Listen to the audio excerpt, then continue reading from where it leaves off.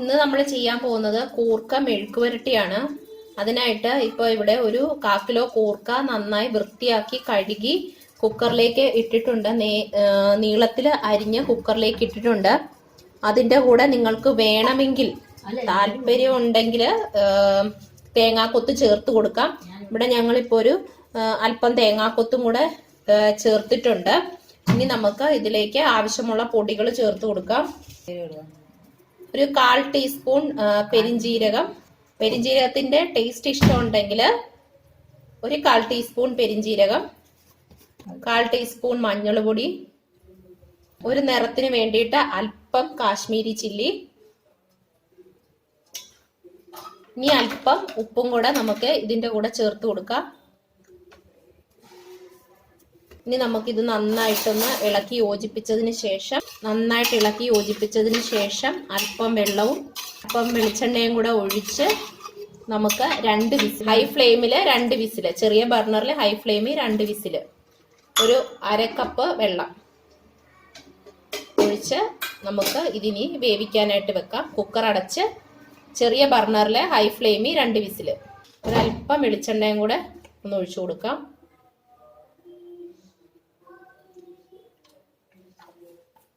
ചെറിയ ബർണറിൽ വെച്ചിട്ട് ഹൈ ഫ്ലെയിമിൽ 2 വിസിൽ. ഇനി നമുക്ക് വിസിൽ വരുന്നിടം വരെ വെയിറ്റ് ചെയ്യാം. വെയിറ്റ് ഇട്ടിട്ടുണ്ട്. ഇനി നമുക്ക് 2 വിസിൽ വരുന്നിടം വരെ വെയിറ്റ് ചെയ്യാം. ഹൈ ഫ്ലെയിമിൽ 2 വിസിൽ. അപ്പം നമ്മൾ കുക്കറിൽ കൂർക്ക വേവിക്കാൻ വെച്ചത് ഇപ്പം പ്രഷറെല്ലാം പോയിട്ട് റെഡി ആയിട്ടുണ്ട്. അപ്പം നമുക്കിതൊന്ന് തുറന്നു നോക്കാം. തുറക്കുക.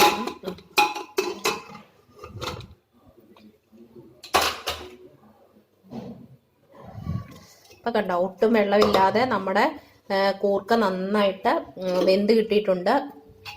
ഇനി നമുക്ക് ഇത് ഉലർത്തിയെടുക്കാം.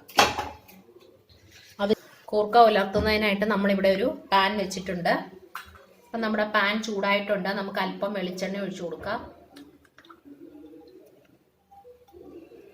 എണ്ണ ചൂടായിട്ടുണ്ട്. നമുക്ക് അതിലേക്ക് അല്പം കടുക് ഇട്ട് കൊടുക്കാം. അപ്പൊ കടുക് പൊട്ടി തുടങ്ങിയിട്ടുണ്ട്. അതിലേക്ക് നമുക്ക് ഒരു പിടി ചെറിയ ഉള്ളി അരിഞ്ഞത് ഇട്ട് കൊടുക്കുവാണ്. ചതച്ച് വേണമെങ്കിൽ നിങ്ങൾക്ക് ചതച്ച് ചെറിയ ഉള്ളി ഇടാം, അല്ല അരിഞ്ഞാ ഇടുന്നെങ്കിൽ അങ്ങനെ.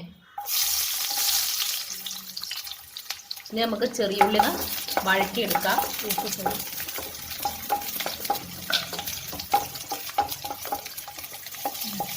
അല്പം ഉപ്പിട്ട് കൊടുത്തിട്ടുണ്ട്.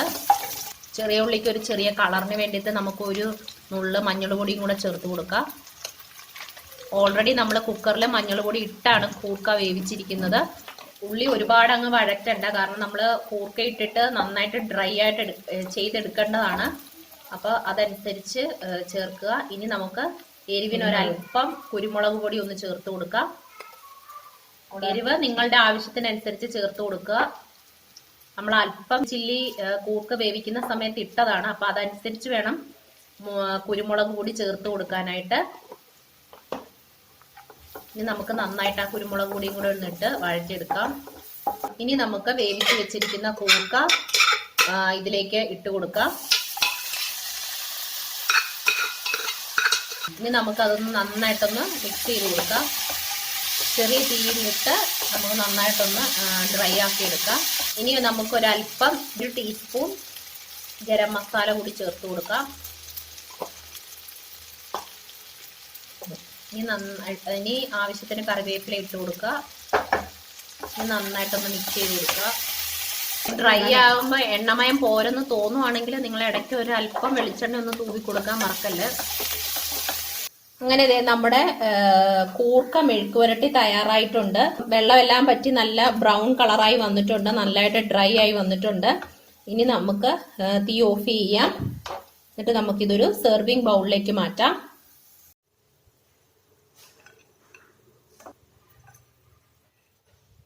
തനിനാടൻ റെസിപ്പിയിലെ അടുത്ത റെസിപ്പിയായ നമ്മുടെ കൂർക്ക മെഴുക്കുവരട്ടി ഇവിടെ റെഡി ആയിട്ടുണ്ട്. അപ്പം നിങ്ങൾ എല്ലാവരും ട്രൈ ചെയ്ത് നോക്കുക. ട്രൈ ചെയ്ത് നോക്കിയിട്ട് അഭിപ്രായം പറയാൻ മറക്കരുത്. അപ്പം നിങ്ങൾക്ക് എല്ലാവർക്കും ഇന്നത്തെ റെസിപ്പി ഇഷ്ടപ്പെട്ടെന്ന് വിചാരിക്കുന്നു. ഇഷ്ടപ്പെട്ടെങ്കിൽ ഷെയർ ചെയ്യാനും ലൈക്ക് ചെയ്യാനും മറന്നു പോകരുത്.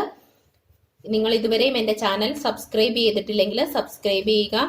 സബ്സ്ക്രൈബ് ചെയ്യുന്നതിനോടൊപ്പം തന്നെ തൊട്ടടുത്തുള്ള ബെൽ ബട്ടൺ കൂടി പ്രസ് ചെയ്യാൻ മറന്നു പോകരുത്. ടേസ്റ്റിയും അതേസമയം ഈസിയുമായിട്ടുള്ള അടുത്തൊരു റെസിപ്പിയിലൂടെ നമുക്ക് വീണ്ടും കാണാം. അതുവരേക്കും നന്ദി.